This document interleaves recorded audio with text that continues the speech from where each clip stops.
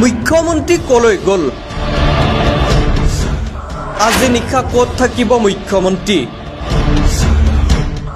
ঘৰলৈতো সাগে না যায় মানুহে জীৱনত বহুত বস্তু সম্ভালিবলগীয়া হয় তাৰ ভিতৰত আটাইতকৈ বেছি সম্ভালিব লাগে মুখখন কোৱাৰ ক্ষেত্ৰতো কেটোৱে নোৱাৰে মুখ্যমন্ত্ৰী হিমন্ত বিশ্ব শৰ্মাই ফেব্ৰুৱাৰী মানতে মুকলি হৈছিল টিজাৰ মুকলি কৰিছিল মুখ্যমন্ত্ৰীয়ে সিনেমাৰ নাম গৌৰৱ গগৈৰ পাকিস্তান লিংক মুক্তিৰ দিন 10 সেপ্টেম্বৰ তেতিয়া সাংসদ গৌৰৱ গগৈয়ে অসম প্ৰদেশ কংগ্ৰেছ কমিটিৰ সভাপতিৰ দায়িত্ব পাব বুলি ব্যাপক চৰ্চা হৈছিল তাকে শুনি থৰথৰকৈ কপিবলৈ আৰম্ভ কৰা হিমন্ত বিশ্ব শৰ্মাই স্বভাৱসুলভ কুৎসা ৰচনা কৰিলে গৌৰৱ গগৈৰে পাকিস্তানৰ যোগসূত্ৰ বিচৰাত লাগিল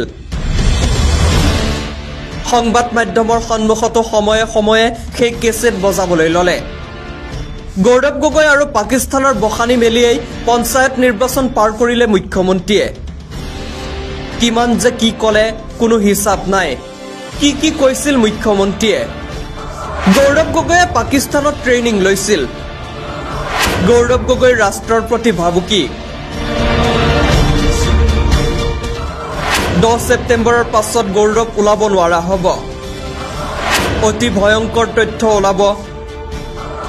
মোৰ কথা মিছা হলে ৰাজনীতিয়ে বাদ দিম আন বাদেই মই ঘৰলৈ নাযাওঁ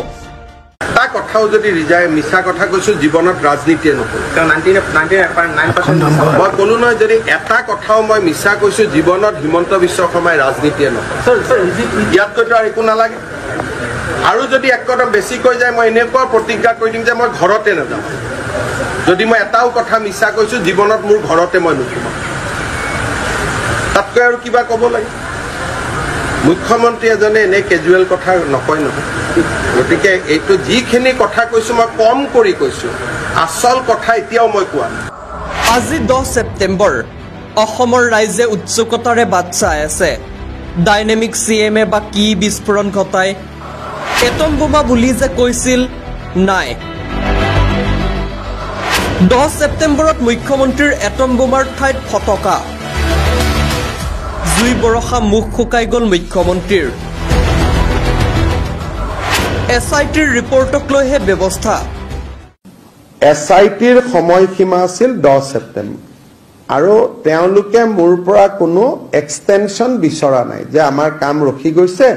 আৰু আমাক 15 দিন দিয়ক এক মাহ দিয়ক যদি এক্সটেনশন বিচৰা নাই তেলে কালিটো ৰিপৰ্ট দিব লাগে গতিকে মোৰ অফিসে আপোনালোকক ক'ব পাৰিব কালি মোৰ পৰা সময় এসআইটিয়ে লৈছে নে নাই লোৱা কালি নিয়মমতে তো আহি মোক দিব লাগে প্ৰতিবেদন I have to read the report suppose in read certain serious issue is there so immediately it will be processed means I have seen the report nothing is there I will close it